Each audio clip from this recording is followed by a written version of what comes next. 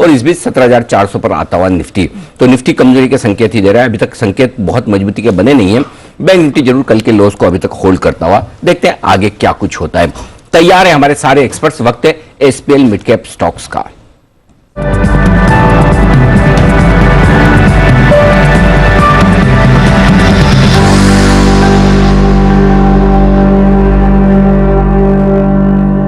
सेठ फिनमार्ट के एमडी विकास सेठी साहब और एक्सिस सिक्योरिटीज के राजेश मालविया साहब हमारे साथ जुड़ चुके हैं। स्वागत है आप दोनों का। राजेश जी, शुरुआत आप कीजिए लॉन्ग टर्म पिक के साथ। Good morning Anil ji, good morning everyone. So long term pick में जो स्टॉक रहेगा वो शुगर स्पेस से रहेगा और उसमें हमें द्वारिकेश शुगर यहाँ पे काफी अट्रैक्टिव लग रहा है। जिस तरीके से स्टॉक में 8 से 9 महीने का एक कंसोलिडेशन रेंज का ब्रेकआउट होते हुए दिखा है मंथली चार्ट पे। सो डेली, वीकली, मंथली तीनों ही सेटअप में स्टॉक एक बुलिश जोन में ट्रेड करते हुए दिख रहा है और जिस तरीके से एक बड़े कंसोलिडेशन का ब्रेकआउट हुआ है इसमें लॉन्ग टर्म चार्ट पे, हमें लगता है ये स्टॉक को यहाँ से अब लॉन्ग टर्म के हिसाब से बाय करना चाहिए। 9900 के आसपास अभी स्टॉक ट्रेड कर रहा है। हम एक्सपेक्ट कर रहे हैं इसमें टारगेट जो आना चाहिए करीब 135 से लेके 140 तक के अपसाइड के टारगेट लॉन्ग टर्म में आते हुए दिख सकते हैं। तो 100 रुपीज से 96 ये एक बाइंग रेंज सजेस्ट करेंगे। स्टॉप लॉस रखें करीब इसमें 88 रुपीज का, टारगेट होंगे 135 से 140 तक के। तो द्वारिकेश शुगर बाय करने की सलाह रहेगी लॉन्ग टर्म पिक में। पर मैं न तो राय लूंगा सेठी साहब से, न राय लूंगा जैन साहब से, दोनों हमारे साथ है क्योंकि मुझे पता है दोनों को बहुत ही पसंद है द्वारिकेश शुगर। और हमेशा जो तेजी के द्वार खोलने वाले हमारे सुमित जी, उनको भी द्वारिकेश में यही था ना डायलॉग सुमित जी, आपका क्या था? जो जिसमें खुलेंगे तेजी के द्वार है वो है द्वारिकेश शुगर, ऐसा कुछ था? बिल्कुल है जी, द्वारिकेश इसके तेजी के द्वार खुल चुके हैं। हाँ। और अब इसमें एक बढ़िया तेजी ऊपर की तरफ देखने को मिलेगी। हाँ। जो 50-60 रुपए के लेवल से कंटिन्यूसली हम बोल रहे हैं। अच्छा जैन साहब, एक चीज बताइए, आपको नहीं लग रहा कि ये अपना बजट स्टॉक एक्सचेंज के बाद थोड़ा बैकफुट पे है सुमित जी? जिस तरह से आप लोगों ने पार्टी के वो जो जोड़ के बनाए सुमित जी की तरह से, उसके बाद सुमित जी आप, मैं आपके साथ में हूं, आप चिंता क्यों कर रहे हैं? नहीं, मैंने तो हाँ पहले आप बोलिए। हाँ सुमित जी पहले आप बोलिए। अनिल जी आप छुट्टी पे थे ना फ्राइडे को, इसके लिए थोड़ा सा कम दिख रहा है, लेकिन अपन फुल फ्लेजेड बनाएंगे अनिल जी। हाँ जैसा बोलिए। नहीं, मैं तो देखिए सुमित जी पहले दिन तो थोड़ा सा वो हुए, फिर मैंने वापस से सुमित जी से अलग से बात की कि अपने को बंद नहीं करना है। हाँ। जब इतना सब लोग फॉलो कर रहे हैं तो इसका आशु जी फॉलो कर रहे हैं आपको। सुमित जी बहुत बड़ी बात है, आशु जी किसी को फॉलो नहीं करते, आपको फॉलो कर रहे हैं। अच्छा भाई, वही मैं बोल रहा हूँ। तो मुझे जो पता चला आप लोगों ने सुमित जी के बहुत मजे लिए, क्योंकि सुमित जी पार्टी में थे नहीं और दूसरा मैं नहीं था, तो मुझे ये भी पता लगवाना क्या मेरे भी मजे लिए गए थे? अरे नहीं सर, आपका अगर मजा लेता आप तक तो बात पहुंच जाती। नहीं, बाकी अब सुमित जी के भी मजे नहीं लिए थे, हमने इंस्पिरेशन ली थी। जी मुदित जी बोलिए। एक मिनट, मुदित जी कुछ कह रहे हैं, मुदित जी बताइए। अनिल जी देखिए, हम लोग करीब 4-4.5 घंटे पार्टी में थे और बहुत हमने मेहनत करके कुछ जोड़ने की कोशिश करी थी। लेकिन जो सुमित जी के अंदर टैलेंट है सर, उस तरह का एक भी फ्लो बन नहीं पाया। वो तो मतलब लाजवाब थे बहुत सारे जो बने, बट वाकई में जो काम सुमित जी मिनटों में कर लेते हैं। चलो आपने कोशिश की, बढ़िया लगा। आइए अब सेठी साहब से लेते हैं उनकी लॉन्ग टर्म पिक। सेठी साहब बताइए। Good morning Anil ji, good morning Devanshi. देखिए अनिल जी, आज की जो मेरी लॉन्ग टर्म पिक है वो वापस थोड़ी बजट पे डिपेंडेंट है। केपेक्स पे पूरा फोकस था सरकार का इस बजट में। 7.5 लाख करोड़ का इंक्रीज एलोकेशन केपेक्स के लिए किया। तो मुझे लगता है जो इंजीनियरिंग कंपनीज है उनमें बहुत अच्छी तेजी आने वाले सालों में दिखनी चाहिए। तो वहां से छोटी साइज की कंपनी अनूप इंजीनियरिंग को आज मैंने पिक किया, जो कि अभी 915-920 के लेवल पे स्टॉक ट्रेड करता है। ये अरविंद ग्रुप की कंपनी है जो अरविंद लिमिटेड से डीमर्ज होके बनी है। ये कंपनी आपके इंजीनियरिंग सर्विसेज या क्रिटिकल कंपोनेंट्स बनाती है, oil and gas, petrochemicals, fertilizers, chemicals, power, pharma, aerospace, इन सब सेक्टर के लिए। और जिस तरीके से सरकार ने केपेक्स को बढ़ावा देने के लिए बजट में अनाउंसमेंट करे हैं, बोथ पब्लिक केपेक्स और प्राइवेट केपेक्स, मुझे लगता है ये पूरा सेक्टर बहुत अच्छा करेगा। वहां से एक दमदार कंपनी है, फंडामेंटल्स बहुत ही अच्छे हैं, वैल्यूएशन बहुत सस्ते हैं, 15 के आसपास के लेवल पे ये मल्टीपल्स पे स्टॉक ट्रेड करता है। बाकी operating profit margin around 22%, return on capital employed 18% का है। एक जीरो डेट कंपनी है और FIDI अराउंड 14.2% स्टेक ओन करते हैं। और इसमें एबेकस फंड, जो कि सुनील सिंघानिया जी का फंड है, जिसकी फैन फॉलोइंग आजकल बहुत ज्यादा है, वो अराउंड 5.79% स्टेक ओन करते हैं। तो उनका भी कॉन्फिडेंस है इस कंपनी में। और सबसे अच्छी बात है, हाल ही में करेक्ट हुआ हुआ स्टॉक है। तो इस तरह के बाजार में जब बाजार खराब है, मुझे लगता है बहुत अच्छा मौका है इस स्टॉक को एक्यूमुलेट करने का। मेरा इसमें लॉन्ग टर्म का टारगेट है 1100 रुपए। ओके, तो फिलहाल अनूप इंजीनियरिंग ये आपके लिए पिक आते हुए दिख रहे हैं, जहां पे खरीदारी करने के मौके बनते हुए दिख रहे हैं। लॉन्ग टर्म ये स्टॉक है आपके लिए। चलिए 10 की कमाई ले लेते हैं। हमारे साथ जय ठक्कर भी हैं। जय, बताइए आपकी 10 की कमाई का स्टॉक।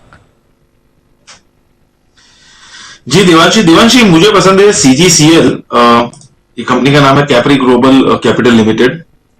मुझे ये स्टॉक में जो हिसाब से एक कंसोलिडेशन का ब्रेकआउट टेक्निकली देखने मिला है, ओवरऑल तो ट्रेंड देखिए देवांशी, ये स्टॉक में काफी पॉजिटिव रहा है। स्लोली एंड ग्रेजुअली स्टॉक में अप मूव देखने मिलता है। खास बात देवांशी ये स्टॉक की ये रही थी कि जब से 2020 से ये स्टॉक ने रिवर्सल दिखाया था, तब से लेकर रिसेंट हाइस तक ये स्टॉक अपने 50 डेमा के नीचे भी नहीं आया था। आई मीन एक कंटिन्यूअस सस्टेन्ड अप मूव देखने मिला। उसके बाद एक थोड़ा बहुत कंसोलिडेशन हुआ।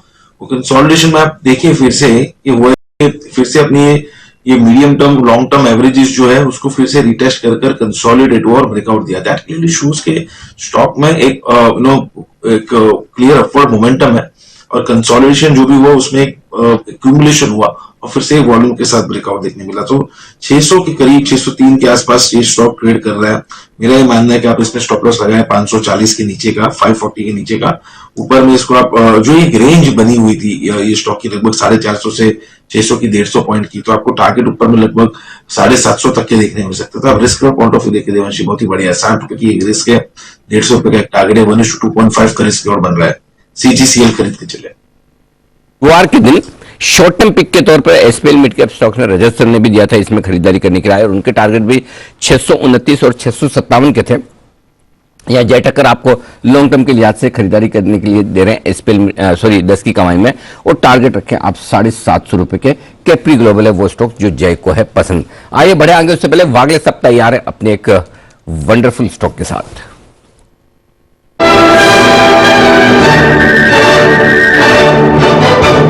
बताएं वागले साहब। अनिल जी, मार्केट डायरेक्शन तो मुझे क्लियर नहीं है, दोनों तरफ की मूव आ रही है, लेकिन एक स्टॉक है जिसमें एक वीकनेस है। स्टॉक है हीरो मोटोकॉर्प, और ये हमने अभी हमारे क्लाइंट्स को एक 10 मिनट पहले दिया है, एक 10 रुपए ऊपर। अभी भाव है 2585, हमने 259095 के आसपास दिया है। मेरा मानना है यहां से लेकर 2600 तक ये स्टॉक बेचा जा सकता है, 2620 का स्टॉप लॉस। और मेरा मानना है 2500 तक के लेवल्स आपको आज और कल में देखने को मिल सकते हैं, और अगर ये वीकनेस कंटिन्यू रहा है 2450 भी जा सकता है। पैटर्न बहुत ज्यादा वीक है। 2450 दो टारगेट के लिए करें, बिकवाली थोड़ा ऊपर आए तो और बेचें, और ये राय है वागले साहब की तरफ से यहां पर बिकवाली करने की हीरो मोटोकॉर्प में। आइए बढ़ते आएंगे SPL मिड कैप स्टॉक्स में। वक्त पोजिशनल पिक का बताएंगे पालिया साहब, जिन्होंने बताया कि द्वारिकेश शुगर खरीदे आप लॉन्ग टर्म के लिहाज से। Positional pick sir. Positional pick रहेगी अनिल जी VIP इंडस्ट्री।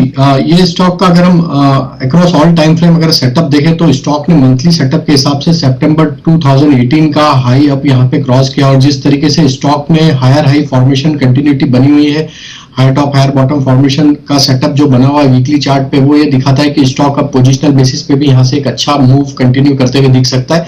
तो 670 रुपए के आसपास अभी स्टॉक ट्रेड कर रहा है। 670 से लेके 660 ये बाय रेंज रहेगी। स्टॉप लॉस रखेंगे करीब 640 के आसपास, और अपसाइड के टारगेट हम इसमें प्रोजेक्ट कर रहे हैं जो आना चाहिए करीब 750 से लेकर 760 तक के अपसाइड VIP इंडस्ट्रीज में पोजिशनल बेसिस पे आते हुए दिख सकती है। तो VIP इंडस्ट्री बाय करने की सलाह रहेगी। ये तो VIP है वो स्टॉक जो पसंद है राजेश पालविया साहब को पोजिशनल पिक के लिहाज से। सेठी साहब आपकी पोजिशनल पिक। जी आज की जो मेरी पोजिशनल पिक है मिड कैप IT स्टॉक है, और सिर्फ IT नहीं ऑटो का भी प्ले है, खास करके इलेक्ट्रिक व्हीकल सेगमेंट का। मेरा आज का स्टॉक है खरीदारी करने की सलाह KPIT टेक्नोलॉजीज, जो कि अभी 630 के लेवल पे ट्रेड करता है। एक बहुत ही सॉलिड कंपनी है जो कि ऑटो इंजीनियरिंग और मोबिलिटी सॉल्यूशंस प्रोवाइड करने वाली कंपनी है। जितने भी बड़े OEMs है सबके लिए काम करते हैं, और जिस तरह से इलेक्ट्रिक व्हीकल्स पे दुनिया का फोकस है, ये कंपनी आने वाले क्वार्टर्स आने वाले सालों में बहुत अच्छा करना चाहिए। स्टॉक के हाल ही में कंपनी ने नतीजे पेश किए, नतीजे भी अच्छे थे दिसंबर क्वार्टर के। और बाकी अनिल जी थोड़ा एक्सपेंसिव स्टॉक है, but quality always comes at a price, और इस स्टॉक को अभी हाल ही में फिर भी थोड़ी बहुत गिरावट हुई, उसके बाद ये स्टॉक अवेलेबल है इन लेवल्स पे। मुझे लगता है यहाँ पे खरीदारी करनी चाहिए।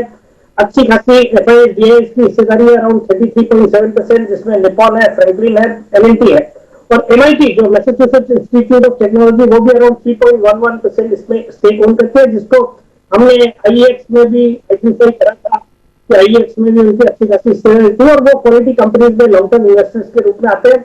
मुझे लगता है ये स्टॉक यहाँ से कमाल करना चाहिए। मेरा इसमें पोजिशनली टारगेट है 675 रुपए का, स्टॉप लॉस रखना है 615 रुपए के स्टॉप लॉस के साथ करें खरीदारी KPIT टेक्नोलॉजी में 675 के टारगेट के लिए।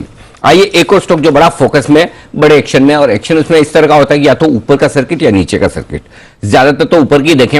अभी कुछ समय ऐसा हुआ कि जहां नीचे के सर्किट आपको लगते दिखे रहे, उसके बाद अब फिर से ऊपर के सर्किट। जी हाँ, स्टॉक का नाम है टाटा टेली सर्विसेज, TTML, जिसे आप शॉर्ट फॉर्म में जानते हैं, उतने ही जानते हैं। उसके अलावा कंपनी क्या करती, क्या नहीं करती, क्यों करती, क्या करती, उसके बारे में ना कोई जानना चाहता है ना समझना चाहता है, बस सर्किट टू सर्किट चलता है स्टॉक। पिछले 3 दिनों से लगातार फिर से सर्किट लगाता हुआ ये स्टॉक, लेकिन अब ऊपर के, और ऊपर में मेरे ख्याल से कितना 350 रुपए से नीचे है, राइट जी, 14 लोअर सर्किट लगे थे कंटिन्यूस। ओके, अब नीचे के सर्किट से ऊपर के सर्किट का सिलसिला शुरू होता हुआ दिख रहा है, क्यों बता रहे हैं वरुण। डेफिनेटली अनिल जी, तो अनिल जी पूरा गेम जो है वो बेसिकली AGR ड्यूज का ही है, करेक्ट है ना।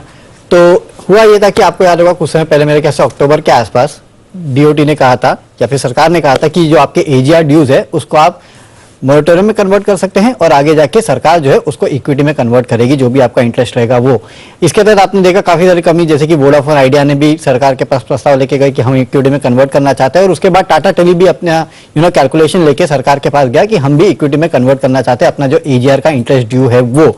अब AGR का जो इंटरेस्ट ड्यू है उसका एक नेट प्रेजेंट वैल्यू निकाला जाता है कि किस तरह का नेट प्रेजेंट वैल्यू है आपके आने वाले AGR ड्यूज के इंटरेस्ट पे। तो वो जो net present value Tata teleservices से निकाला था वो निकल के आ रहा था 850 करोड़ के आसपास का, और इसी कैलकुलेशन के बेसिस पे ये DOT के पास गए, कहा कि इतना हमारा AGR ड्यूज के जो इंटरेस्ट है उसका नेट प्रेजेंट वैल्यू निकल के आता है, और उसके बेसिस पे आप कन्वर्ट कर लीजिएगा। तो जो प्राइस निकल के आ रही थी वो आ रही थी 41 रुपीज 50 पैसे की कैलकुलेशन के हिसाब से, जिसपे सरकार कन्वर्ट करती और 9.5% के आसपास की इक्विटी जो है वो सरकार को मिल जाती। लेकिन क्योंकि ये प्रस्ताव जो है वो DOT के पास गया था पहले, तो DOT ने अपना कैलकुलेशन किया, और DOT का जो कैलकुलेशन था उसके मुताबिक इस कंपनी के जो इंटरेस्ट पेमेंट ड्यूज है उसका नेट प्रेजेंट वैल्यू आ रहा था 195 करोड़ केवल, यानी कि आपका ऑलमोस्ट केवल 25% के आसपास का इंटरेस्ट पेमेंट ड्यू जो है उसका नेट प्रेजेंट वैल्यू आ रही थी।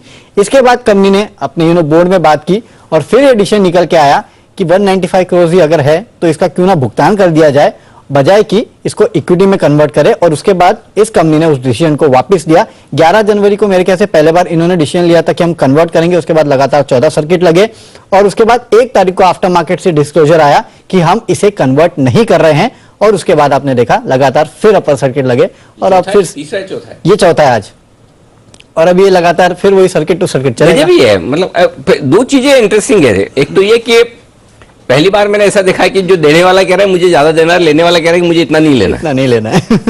ये तो बड़ा सर्वे और कैलकुलेशन में फर्क हो 5-15 करोड़ का समझ में आता है।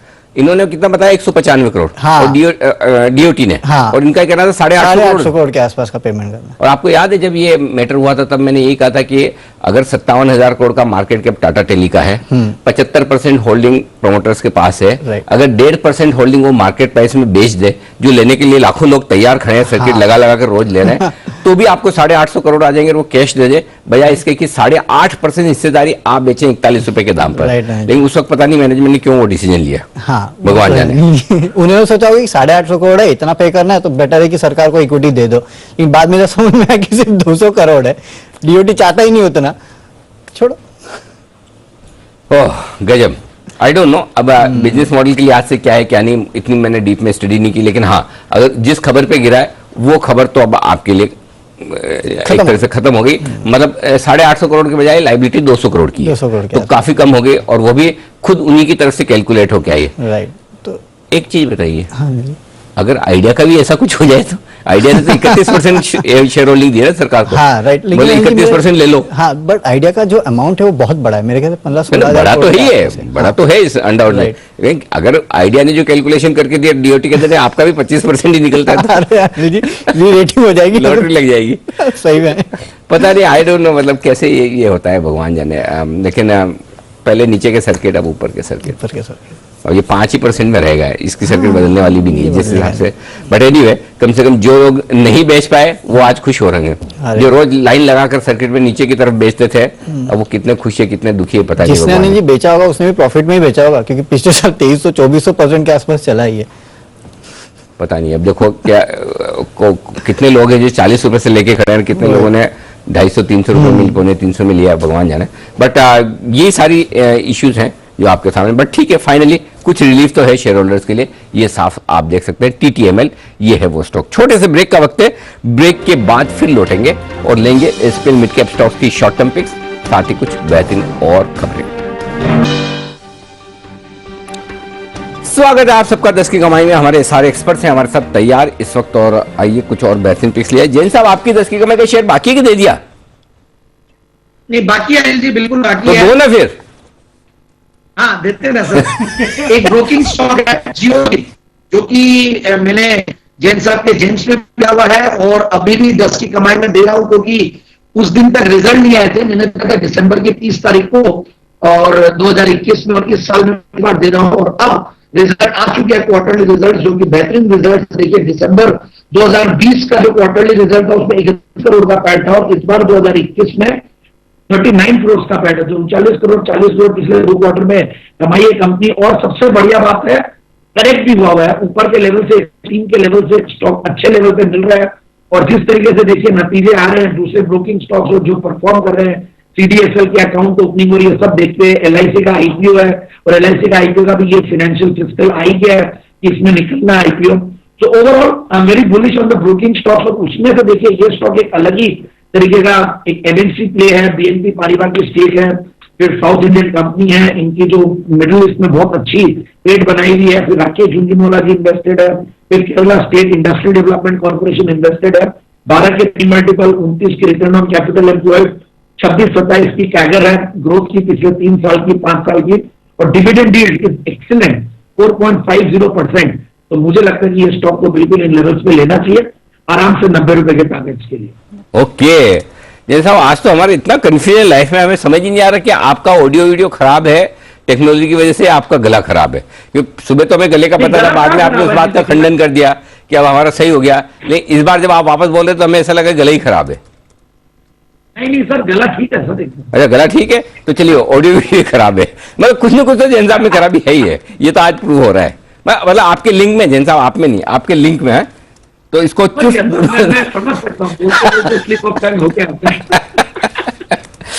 तो जैन साहब को पसंद है जियोजीत, खरीदारी करने की राय।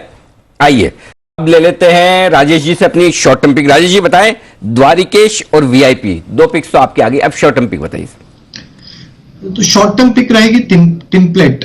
ये स्टॉक में अगर हम सेटअप देखें तो वीकली सेटअप के हिसाब से स्टॉक में जो ब्रेकआउट हुआ है अक्टूबर 2021 का जो स्विंग हाई था उसका ब्रेकआउट करके स्टॉक अब उसके ऊपर सस्टेन करते हुए दिख रहा है। डेली सेटअप के हिसाब से देखें तो 8 से 10 दिन का एक कंसोलिडेशन रेंज का ब्रेकआउट होते हुए दिख रहा है चार्ट पे, जो कि दिखाता है कि अभी शॉर्ट टर्म में भी स्टॉक में एक अच्छा अपमूव यहाँ से कंटिन्यू होते हुए दिख सकता है।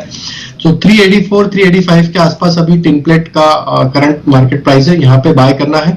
स्टॉप लॉस रखेंगे हम करीब 372 का, और अपसाइड में हम एक्सपेक्ट कर रहे हैं इसमें टारगेट आना चाहिए करीब 430 से 440 तक के। तो टिनप्लेट बाय करने की सलाह रहेगी शॉर्ट टर्म पिक में। यहाँ पर शॉर्ट टर्म के लिहाज से करें खरीदारी, पालविया साहब की राय सेरी साहब की भी शॉर्ट टर्म के लिए, अनूप इंजीनियरिंग और KPIT टेक के बाद बताएं सर। हाँ बिल्कुल Anil ji, short term pick देने के पहले 1-2 स्टॉक का अपडेट देना। अनिल जी, लास्ट वीक मैंने डालमिया, जो आज शुगर स्पेस की चर्चा हो रही है, डालमिया शुगर मैंने रिकमेंड किया नतीजों के पहले खरीदने के लिए 440-45 के आसपास। आज 465-70 के टारगेट अचीव हो गए इसके। और दूसरा एक इंडियन बैंक भी हाल ही में रिकमेंडेड स्टॉक बहुत अच्छा कर रहा है, 140-42 के लेवल पर रिकमेंड किया हुआ स्टॉक आज 175 के लेवल्स पे आ गया है। तो ये दोनों स्टॉक ने कमाल किया है।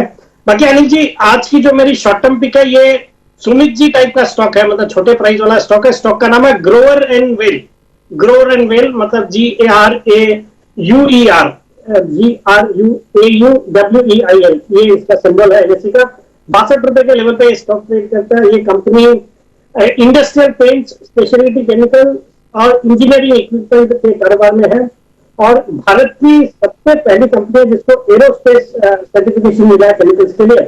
बाकी फंडामेंटली एक बहुत ही अच्छी कंपनी है। और इसके पास इसके अलावा रियल एस्टेट का भी अच्छा खासा कारोबार है और मुंबई में कालीवली में 4,75,000 स्क्वायर फीट का इनका शॉपिंग मॉल है कालीवली में, तो वो भी एक प्ले है रियल एस्टेट का। और बाकी फंडामेंटल्स अच्छे हैं, वैल्यूएशन अच्छे हैं, 14 के मल्टीपल पे स्टॉक ट्रेड करता है, रिटर्न रेशियो बहुत ही अच्छे हैं, जीरो डेट कंपनी है, प्रोमोटर्स की अच्छी खासी 69.1% की हिस्सेदारी है। तो इस स्टॉक में शॉर्ट टर्म में खरीदारी करने की सलाह है 62 रुपए के आसपास, और मेरा इसमें शॉर्ट टर्म का टारगेट है 70 रुपए का, स्टॉप लॉस रखना है 58 रुपीज। ओके, तो ये है आपके लिए ग्रोअर एंड वेल, ये स्टॉक में खरीदारी करने की राय 70 रुपए तक के टारगेट के लिए शॉर्ट टर्म में सेठी साहब की तरफ से आते हुए।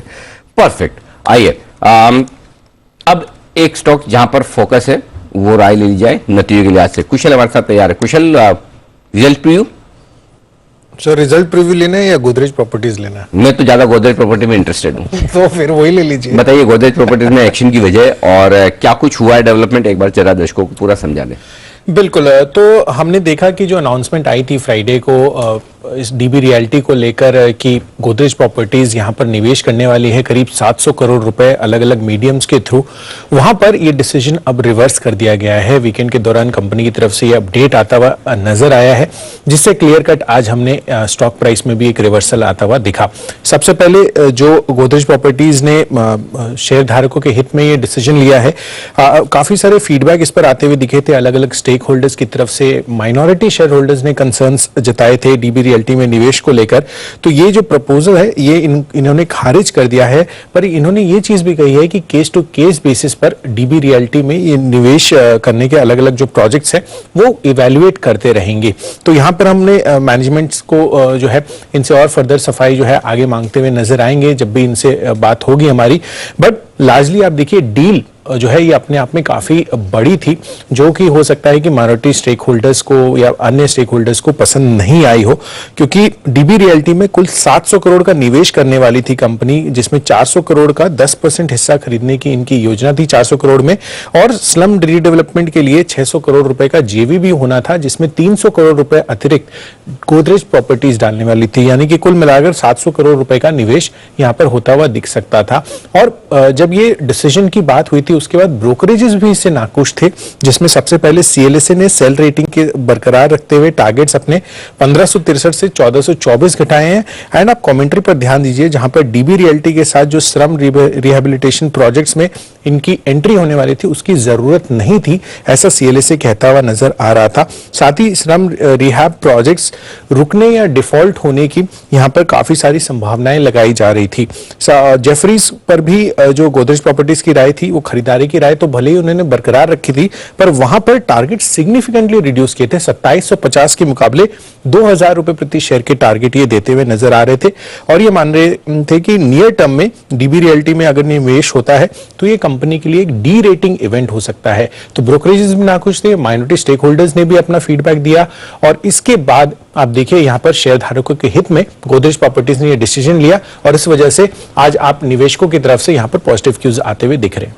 ओके, तो ये है आपके लिए गोदरेज प्रॉपर्टीज का पूरा अपडेट जो एक्शन हुआ है इस पूरे के पूरे वीकेंड में। आइए एक्शन को बढ़ाते आगे, फोकस करते हैं एक और दिग्गज कॉर्पोरेट, और हमारे साथ न्यूज पर व्यूज में शामिल हो रही है कंपनी थर्मेक्स।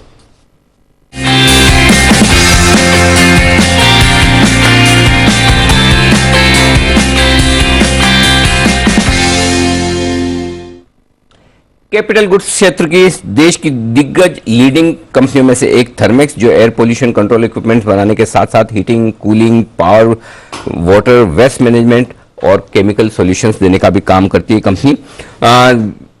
देश में 10 और विदेश में 4 मैन्युफैक्चरिंग प्लांट, 14 प्लांट्स हैं कंपनी के पास में, और 30 से ज़्यादा देशों में 30 से ज़्यादा इंटरनेशनल ऑफिस है, और 88 से ज़्यादा देशों में कंपनी की प्रेजेंस है। आइए स्वागत करते हैं कंपनी के एमडी और सीईओ आशीष भंडारी साहब हमारे साथ कार्यक्रम में शामिल हो रहे हैं। अप्रैल 2020 से आपने जॉइंट एमडी के तौर पर पदभार संभाला है, और पढ़ाई के लिहाज से देखें तो आईआईटी बॉम्बे से आपने बीटेक किया है, ड्यूक यूनिवर्सिटी से एमबीए किया है, और 30 साल से ज़्यादा का पूरी दुनिया भर में इस स्पेस का आपका गहरा अनुभव है। भंडारी साहब, बहुत बहुत स्वागत है आपका। धन्यवाद सर समय देने के लिए और अपने नतीजों के लिए हमारे साथ जुड़ने के लिए। एक बार मैं पहले नतीजे हमारे दर्शकों को बता दूं साल दर साल अगर आप देखेंगे तो आय में लगभग 15% की बढ़त आई है, लेकिन कामकाजी मुनाफा 24% घटकर आया है, मार्जिन 10% से घटकर रहे हैं 7%, और इसी वजह से मुनाफा 5% घटा है। तो भंडारी साहब, जैसा पिछले साल आपसे मुलाकात हुई थी और वो मैंने हाईलाइट भी किया था कि आप बहुत ही बड़े बुलिश दिख रहे थे, और आपने कहा भी कि बहुत ही अच्छा समय है, और जिस तरह की ऑर्डर बुक और जिस तरह की डिमांड हम देख रहे हैं वैसे हमने पिछले 8-10 सालों में कभी नहीं देखी, वो आपके रेवेन्यू में भी नजर आ रहा है। बिल्कुल साफ तौर पर रेवेन्यू में वो ग्रोथ दिख रही है, लेकिन क्या वजह कि मुनाफे और मार्जिन पर दबाव है? अनिल, सबसे पहले नमस्ते और धन्यवाद आपके शो पे लाने के लिए। ये मार्जिन्स के लिए काफी मुश्किल क्वार्टर था, एंड वो नंबर्स में भी दिख रहा है। दो चीजें जो प्राइमरी इफेक्ट थी, एक तो जो पदार्थ हैं, कमोडिटीज, उनका इम्पैक्ट जो कि थोड़ा बहुत पता था। स्टील प्राइसेस बढ़ रहे थे, काफी कुछ हमने हमारे प्राइसिंग में ऑलरेडी इनकॉर्पोरेट किया था। जो हमने नहीं इनकॉर्पोरेट किया था वो पहली बात थी कि जिस रेट पे कुछ भारतीय केमिकल्स जो हमारे रॉ मटेरियल्स हैं, ethylene dichloride, fuming acids, caustic soda lye, ये सारी जो पदार्थ हैं जो कि हमने इम्पैक्ट में नहीं देखा था। हमारा फोकस था जो बाहर से, चाइना से और बाहर से जो इंपोर्ट्स आ रहे थे। नवंबर में और अक्टूबर में इनकी प्राइसेस, जो भारतीय केमिकल्स हैं, उनकी प्राइसिंग भी बहुत बढ़ गई और काफी जगहों डबल से ज्यादा हो गई। तो उन सब का एज एन एग्जाम्पल इम्पैक्ट आया। काफी जगह जो स्टील प्राइसेस, एल्यूमिनियम प्राइसेस था, उनका भी एक इम्पैक्ट आया। तो इन सब से थोड़े से ज्यादा फर्क पड़ा रिजल्ट्स में। जो दूसरा इम्पैक्ट था वो था कि जब अक्टूबर में कोल का जो जंप हुआ था, उसकी वजह से काफी जो हम बायोमास सप्लाई करते हैं, जब कोल की कमी हुई देश में, बहुत सारे सप्लायर सडनली बायोमास ढूंढने लगे। तो बायोमास कम पड़ा, बायोमास की प्राइसिंग भी बहुत बढ़ गई, और थर्मैक्स देश में 25 से ज्यादा प्लांट्स बायोमास के चलाता है, जहां की हम कस्टमर्स को ग्रीन पावर देते हैं। तो उन बिजनेसेस पे भी एज एन एग्जाम्पल इम्पैक्ट आया। तो अक्टूबर नवंबर ओवरऑल ऑपरेशनली बहुत चैलेंज्ड महीने थे। दिसंबर से थिंग्स वापस से नॉर्मल होने लगी, एंड होप एंड एक्सपेक्टेशन है कि कमोडिटी प्राइसेस हाई रहें, चाहे फ्लक्चुएशन थोड़ा कम रहे, तो अर्निंग्स में भी स्टेबिलिटी आएगी। फोकस अब क्लियरली ऑपरेशंस पे है। परफेक्ट। तो आप दो चीजें, एक मार्जिन और दूसरा आपके रेवेन्यू, डिमांड के लिहाज से। तो आप मार्जिन में कह रहे हैं कि अब थोड़ी स्टेबिलिटी आ रही है। डिमांड साइड पर क्या सीन है सर? डिमांड स्ट्रांग है, एकदम मजबूत है? ऑर्डर बुक कैसी?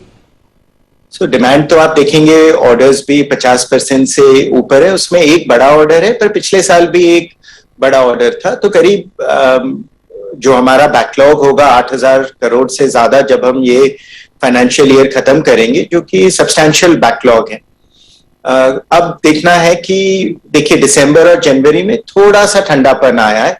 वो कोविड के थर्ड वेव की वजह से आया है, या इकोनॉमी अब कोविड के बाद थोड़ी सी स्टेबल हो रही है उसकी वजह से आया है, वो भी देखना पड़ेगा। पर पिछले क्वार्टर तक हर क्वार्टर हम बेहतर से बेहतर परफॉर्मेंस देख रहे थे।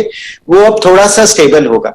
एक बड़ा इम्पेटस जो आएगा, जो कि अभी बजट डिक्लेयर हुआ है, उसकी वजह से कैपिटल एक्सपेंडिचर में जो बढ़ोतरी होगी गवर्नमेंट के स्पेंडिंग में, उसका क्या इम्पैक्ट आएगा वो अभी तो विजिबल नहीं है। पर धीरे धीरे जैसे नया साल चलेगा, उससे नई ग्रोथ आनी चाहिए। और ये जो पूरा एम्फेसिस है ग्रीन एनर्जी का, ग्रीन एनर्जी एफिशिएंसी का, इन सब से भी थर्मैक्स को फायदा होना चाहिए। तो ऐसा लग रहा था जब बजट आ रहा था, मैं समझ रहा था कि बजट तो ऐसा लग रहा है वित्त मंत्री थर्मैक्स के लिए और आपके सेक्टर के लिए ही बना रही है। 7.5 लाख करोड़ का कैपेक्स, इंडस्ट्री को बूस्ट तो जबरदस्त मिलेगा, प्राइवेट सेक्टर और पब्लिक सेक्टर दोनों को। आई थिंक देखिए, अभी तक जो ऐसा हमने देखा था कि गवर्नमेंट कोविड टाइम्स में भी अच्छी स्पेंडिंग कर रही थी, प्राइवेट एक्सपेंडिचर थोड़ा कम था, या कंपनियों का बैलेंस शीट बेटर हो रहा था, प्रॉफिट्स अच्छे हो रहे थे, कैश बेटर हो रहा था, पर कैपेक्स स्पेंडिंग फिर भी थोड़ी कम थी। अब देखना है कि वो प्राइवेट कैपेक्स स्पेंडिंग बढ़नी चाहिए, ये सबका अनुमान है। पर ये जब हम जमीन पे देखेंगे तब कह सकते हैं कि प्राइवेट एक्सपेंडिचर बढ़ रहा है। गवर्नमेंट अपना एक्शन बहुत ही साफ सबको बता रही है। अब इंडस्ट्री को भी इन्वेस्ट करना चाहिए, ये मेरा ख्याल है। जमीन पे क्या होता है देखना पड़ेगा। ठीक बात है। अच्छा खासा कैश भी है सर, जहां मेरा आंकड़ा अगर सही है तो 2300 करोड़ रुपए के आसपास का क्या इरादा है सर, कैसे इस्तेमाल करने का विचार रखते हैं आप आगे? कंजर्वेटिव कंपनी है, डेट भी नहीं है एंड कंजर्वेटिव रहेगी। जैसे जैसे कुछ अच्छा दिखेगा इन्वेस्ट करने का डेफिनेटली करेंगे। अभी ऐसी जो जैसे स्पेशली ग्रीन एनर्जी में इतनी सारी चीजें हो रही हैं, थर्मैक्स भी काफी जगह देख रहा है, जैसे ही कुछ पक्का होगा डेफिनेटली मार्केट को भी बताएंगे। बिल्कुल परफेक्ट। और अच्छा खासा कैश है तो एक्सपांशन करने के लिए कुशन है आपके पास में। धन्यवाद भंडारी साहब समय देने के लिए और कंपनी के नतीजों पर और आगे के आउटलुक पर बातचीत करने के लिए। Thank you so much sir. धन्यवाद, थैंक यू। आइए बढ़ते हैं आगे और बाजार ठंडा ही है 17,400 के आसपास निफ्टी पर और 35,600 के आसपास बैंक निफ्टी पर। छोटा सा ब्रेक, चल लौटेंगे।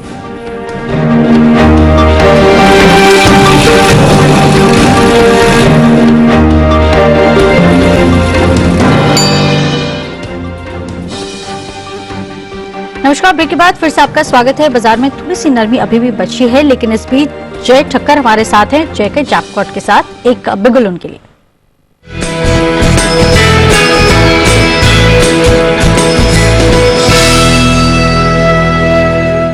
जय बताइए।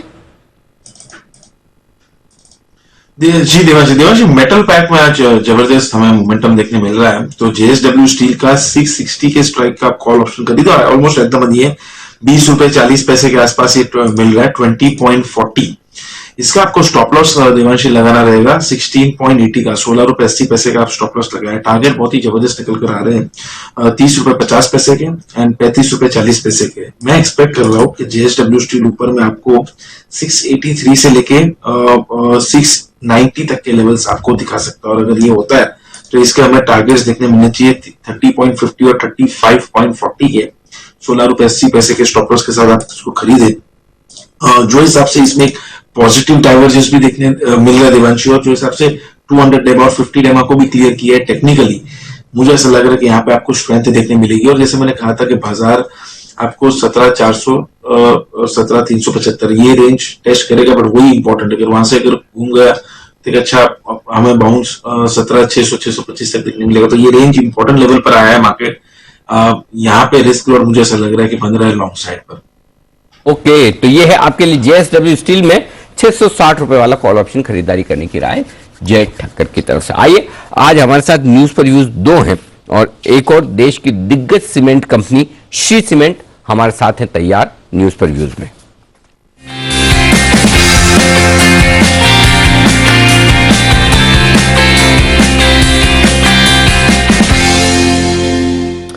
उन्नीस में हुई कंपनी की शुरुआत और 1984 में कंपनी का आईपीओ आया था और देश की टॉप 3 सीमेंट कंपनियों में से एक है श्री सीमेंट। लगभग 4.45 यानी कि 4.5 करोड़ टन की सालाना सीमेंट क्षमता है और 740 मेगावाट की बिजली उत्पादन की भी क्षमता है। भारत में 4, यूएई में 1 इंटीग्रेटेड प्लांट है इनका और 8 ग्राइंडिंग यूनिट है। ये है श्री सीमेंट। और आइए स्वागत करते हैं कंपनी के मैनेजिंग डायरेक्टर एचएम बांगुर साहब हमारे साथ कार्यक्रम में शामिल हो रहे हैं, जो आईआईटी मुंबई से केमिकल इंजीनियरिंग कर चुके हैं, कोलकाता चैप्टर राजस्थान फाउंडेशन के प्रेसिडेंट भी रहे हैं। कंपनी का पूरा टर्न अराउंड करके इन मुकाम तक पहुंचाने में आपकी बड़ी जबरदस्त भूमिका रही है। बांगुर साहब बहुत बहुत स्वागत है, धन्यवाद सर समय देने के लिए, जबरदस्त से बातचीत करने के लिए। आपसे सवाल पूछूं उससे पहले एक बार जल्दी से नतीजे हमारे दर्शकों को बता दूं। कंपनी की आय रेवेन्यू बढ़कर आया है 7% साल दर साल, कामकाजी मुनाफा 24% घटा है। माफ कीजिएगा, कंपनी की आय बढ़कर आई 7%, हाँ, कामकाजी मुनाफा 24% घटा है। मार्जिन थोड़े से घटकर आए 32% से 23% के आसपास और मुनाफे में 21% की कमी। तो इंटरेस्टिंग ये दिख रहा है कि आय में बढ़ोतरी हुई है लेकिन बाकी फ्रंट पर थोड़ा सा दबाव दिखा है। क्या खास वजह समझते हैं सर आप इन नतीजों के पीछे? इस क्वार्टर के अंदर में सडनली वर्ल्ड के अंदर में कमोडिटी मार्केट सब तेज हो गए थे, तो हमारा जितना भी हमको एनर्जी खरीदनी पड़ी कोयले के रूप में या डीजल हमारा जो लगा, तो कॉस्ट बढ़ गई और बाजार के अंदर में दाम पास ऑन नहीं हो सके। इसलिए हमारा पूरा का पूरा दाम ज्यादा होते हुए भी कॉस्ट से कमती रिकवरी हुई और इसीलिए मार्जिन हमारी गिर गई। अच्छा, अब सर क्योंकि ये तो पिछले तिमाही की कहानी है, अब इस तिमाही में क्या आप कॉस्ट बढ़ाकर पास ऑन कर पा रहे हैं या कॉस्ट कम कर पा रहे हैं? दोनों में से क्या हो रहा है या दोनों हो रहे हैं? ऐसा है इस तिमाही में, एक तो लास्ट तिमाही में हमारे वॉल्यूम्स और बढ़ जाते, लेकिन छत्तीसगढ़ प्लांट में हमारे जो इंटीग्रेटेड प्लांट में 40 दिन की स्ट्राइक थी, तो वो स्ट्राइक अब इस क्वार्टर में नहीं है, तो उतना मटेरियल और बढ़ेगा। दूसरा, उस स्ट्राइक के कारण हमको हमारे कंपटीटर से क्लिंकर खरीदना पड़ रहा था, जो कि इस बार नहीं खरीदेंगे, वो कुछ कॉस्टिंग कम होगी। और समय रहते कुछ कुछ दाम बढ़ना अब चालू हुआ है फरवरी महीना से, जनवरी से, तो कुछ इससे होगा, कुछ वॉल्यूम से होगा और कुछ कॉस्टिंग कम होगी। इस कारण से ओवरऑल नतीजे कुछ बेहतर ही रहना चाहिए। तो मांगुर साहब, न तो 23% का मार्जिन रहेगा, इतना नीचे भी नहीं जाएंगे, और 32-33% पहुंचने में भी थोड़ा वक्त लगेगा, बीच में कहीं 27-28% सर? हाँ, ऐसा ही कुछ है, 23 से 32 के बीच में कहीं पहुंचेंगे। परफेक्ट, ठीक बात है। अच्छा सर, अब डिमांड पर आते हैं। डिमांड कैसी, मजबूत है? एकदम मजबूत होने की जगह तरफ मुड़ रही है। जो हमारा जनवरी महीना था, जगह जगह बरसातें थी, ठंड ज्यादा थी, तो दिन भी छोटे हो गए, पूरा काम करने का वर्कर को टाइम नहीं मिलता था, तो 6 घंटा में जितना सीमेंट लगा पाता था, और वो अब सारे तरह के फेवरेबल फैक्टर्स आ गए हैं, तो डिमांड भी ठीक है। और बहुत बड़ी उम्मीद हमको, ये जो बजट आया है इसके अंदर में इंफ्रास्ट्रक्चर पे जो खर्चा होगा, तो सीमेंट की डिमांड और बढ़ेगी। आते बिल्कुल सर, इंटरेस्टिंग बात बताइए। ये तो हमने कभी सोचा नहीं कि सर्दियों के दिन समय में दिन जल्दी ढल जाता है, काम करने का मौका कम मिलता है, अचानक से बारिश आ जाए तो काम रुक जाता है। ये भी बड़े फैक्टर्स हैं जो सीमेंट की डिमांड को प्रभावित करते हैं। अच्छा सर, डिमांड का आउटलुक आपने बताया कि मजबूत होने की तरफ बढ़ रही है, और दाम, सीमेंट के दाम को लेकर क्या आउटलुक है सर? दाम का आउटलुक ये है कि हम लोग जब बात करते हैं तो हमको लगता है कि बस कल के दाम से आज का दाम कंपेयर कर दें। होता यह है कि अगर मैं 1 साल पुरानी दाम देखूं, तो लास्ट ईयर जो हमारा मार्च अप्रैल में दाम थे, अभी भी दाम उससे कम है, जबकि कॉस्ट बढ़ गई है। तो दाम अचानक बढ़ते हैं, फिर काफी दिनों तक कम रहते हैं, तो 2-3 महीना साल में मार्जिन अच्छा रहता है, जिससे कारण की एवरेज आउट होता है। अगर हम 5 से 10 साल की बात भी करें, तो सीमेंट के दाम एवरेज में 10 साल में CAGR है जो इन्फ्लेशन से कम है। तो सीमेंट कंपनियां दाम से नहीं, अपनी एफिशिएंसी से ही बेटर हो रही है। ठीक बात है। अच्छा सर, एक चीज मैंने देखी, आप हमेशा कंपनी की ग्रोथ में फोकस रहते हैं। अब चूंकि नया फाइनेंशियल ईयर शुरू हो ही रहा है अगले क्वार्टर से, तो क्या इस साल कितना कैपेक्स करने का इरादा है? कुछ एक्विजिशन या कैपेक्स के लिए पैसा रिजर्व रखा है सर आपने? हाँ, पैसा है। और अभी हमारा 3 दिन पहले महाराष्ट्र में, पुणे में प्लांट चालू हुआ, जो कि अच्छा रिजल्ट देने की उम्मीद है। अभी हमारा काम एक राजस्थान में चल रहा है, नवलगढ़ के अंदर में, झुंझुनू डिस्ट्रिक्ट में, जो 1.5 साल के अंदर में एकदम ग्रीन फील्ड है, एकदम नया जगह इंटीग्रेटेड प्लांट लगेगा। और बंगाल के अंदर में ग्राइंडिंग यूनिट का काम चालू हो गया, जो इस मार्च के पहले कंप्लीट हो जाना चाहिए। इस मार्च माने नेक्स्ट ईयर मार्च। बिल्कुल ठीक बात है। काम तो है, ग्रोथ तो रहेगी कंपनी में, और कंपनी के पास रिजर्व्स है, तो हमको नया लोन लेने की भी और नए कैपिटल रेज करने की भी दरकार नहीं पड़ेगी। और सर, बजट कैसा रहा आपके कंपनी के लिए, सीमेंट सेक्टर के लिए? अच्छा, खराब, न्यूट्रल? सीमेंट तो के लिए अपनी जगह बात है, पर इंफ्रास्ट्रक्चर जो देश में बनेगा, जितना बड़ा प्रभाव हमारा गोल्डन क्वाड्रिलेटरल का पड़ा, उसके बाद में जितना पूरा देश चलता है चक्कों पे, और चाहे रेल हो चाहे रोड हो, इस गवर्नमेंट ने अब की बहुत बड़ा खर्चा इन दोनों सेक्टर में किया है। गति शक्ति की बात कही है। हमारे यहाँ हमारा लॉजिस्टिक कॉस्ट और देशों के मुकाबले में काफी ज्यादा है, तो उसको कमती करने में ये प्रेजेंट बजट बहुत मदद करेगा। एक तो कैपेक्स आप फैक्ट्री लगाकर, जैसा आपने बताया कि अभी चालू की है, पुणे में, नवलगढ़ में कर रहे हैं। कोई एक्विजिशन करने पर भी फोकस है? ढूंढ रहे हैं आप कोई अच्छे मौके मिल जाए? मौके मिलेंगे तो देख लेंगे, पर उसके बिना भी हम अपना ग्रोथ पे पूरा ध्यान है। हम ग्रीनफील्ड ग्रोथ ही अपने हिसाब से कर रहे हैं, और अगर बीच में मौका मिलता है तो हम उसके लिए भी प्रिपेयर्ड हैं। बिल्कुल ठीक बात है।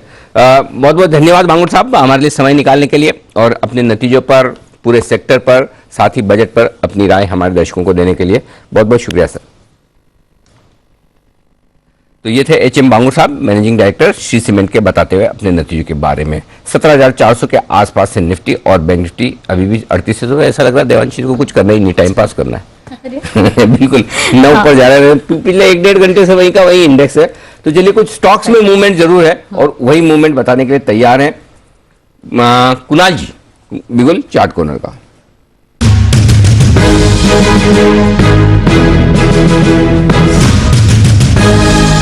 बताएं सर।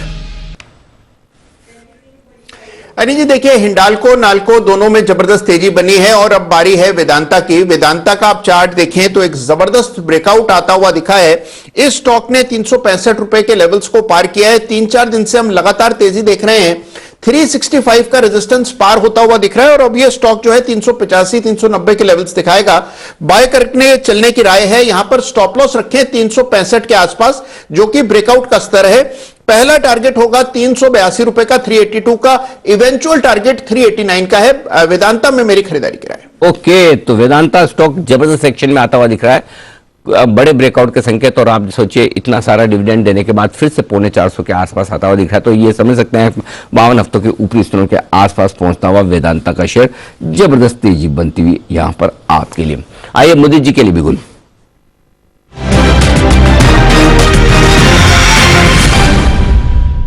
बताएं मुदित जी।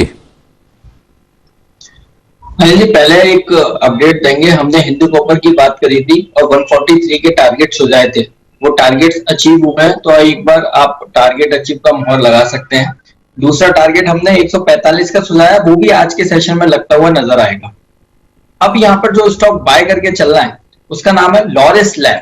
लॉरिस लैब के जिस तरह के स्ट्रक्चर बने हुए हैं अनिल जी, पता नहीं क्यों मुझे लग रहा है स्टॉक में कुछ बड़ा होने वाला है। मेरे को मैं भी फ्राइडे के सेशन में इस तरीके का ब्रेकआउट आया था और आज के सेशन में बढ़िया अपसाइड मूव आया है। और जिस तरह के चार्ट्स लॉरिस लैब ने अब बना लिए हैं, लो से बढ़िया बाइंग देखने को मिली है। जो कंसोलिडेशन था उसका ब्रेकआउट हुआ है, सारे इंपॉर्टेंट मूविंग एवरेजेस के ऊपर निकल गया और आज के सेशन में 4% के ओआई एडिशन के साथ बाइंग देखने को मिल रही है। यहां से एक बड़ा अपसाइड मूव डिलीवर करेगा। पहला टारगेट यहां से होगा 548 का, 10 रुपए ऊपर पहला टारगेट होगा। 548 भी निकाल दिए, 560 तक के अपसाइड मूव 2 से 3 दिन के अंदर लॉरिस लैब में नजर आते हैं। स्टॉप लॉस रहेगा 530 का। लॉरस लैब ये है खरीदारी करने की राय। सुमित जी से भी पूछेंगे, सुमित जी ये कहेंगे लॉरस लैब को लो 530 के स्टॉप लॉस के साथ 548 और 560 के टारगेट के लिए। आइए वागले साहब के लिए बिल्कुल, वागले का वंडर।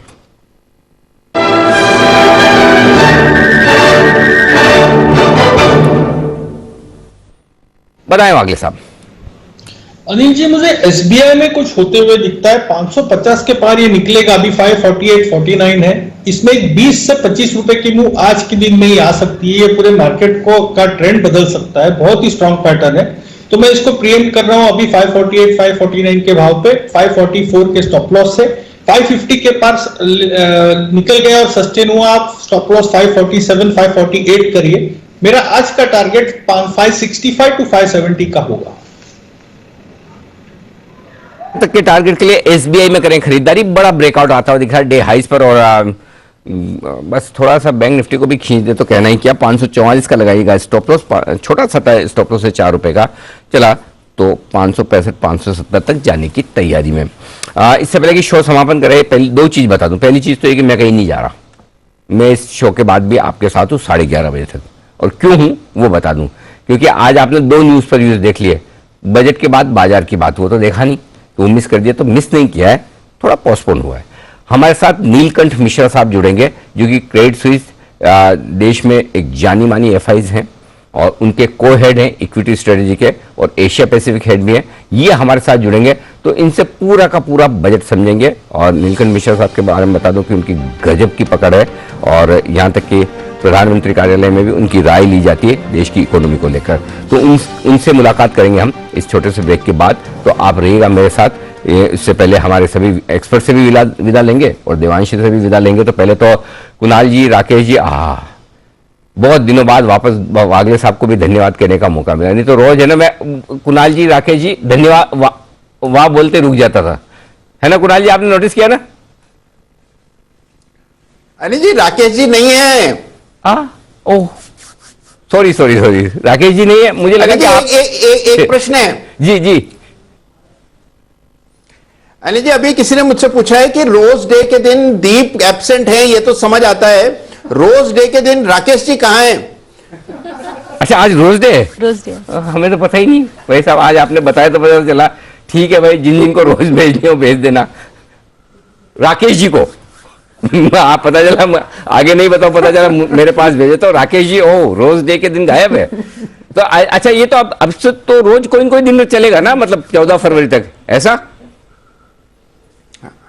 अरे जी, ऐसा ही सुनने में आया है। अच्छा, तो मतलब क्या बंसल जी दीप 14 फरवरी तक गायब रहेंगे? हाँ जैन साहब? हाँ बिल्कुल अनिल जी, ये हमारे कॉलेज में हुआ करता था, मिठी भाई कॉलेज में ये बड़े फेमस डेज हुआ करते थे, पूरे सेलिब्रेशन होते हैं कॉलेज को।